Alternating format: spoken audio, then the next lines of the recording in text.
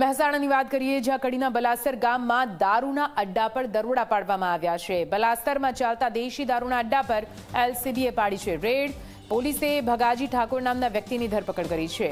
ઘરની પાછળના ભાગે બનાવાતો હતો દેશી દારૂ।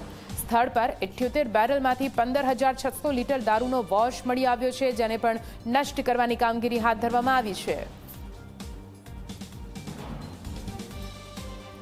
વધુ માહિતી સાથે સંવાદદાતા તેજસ ફોન લાઈન પર જોડાઈ ગયા છે। તેજસ, મહેસાણાના કડીમાં પણ સતત દેશી દારૂ ઝડપાઈ રહ્યો છે। આજે ફરી એકવાર દેશી દારૂનો પૂરો અડ્ડો મળી આવ્યો છે। શું કઈ માહિતી, શું કઈ મળી આવ્યું ત્યાંથી? બિલકુલ ઇઝી કહી શકાય કે લઠ્ઠાકાંડ બાદ કહી શકાય કે મહેસાણા પોલીસ જે છે તે એક્શન મોડમાં જોવા મળી રહી છે, જેમાં કડીના બલાસર જવાનપુરા ગામે એલસીબી અને મહેસાણા કડી પોલીસે જે છે તે સ્થાનિક સંયુક્ત રેડ કરી હતી અને જે છે તે તપાસ દરમિયાન જમીનમાં દાટેલા 78 પીપમાંથી 15,600 લીટર વોશ ઝડપાયો છે।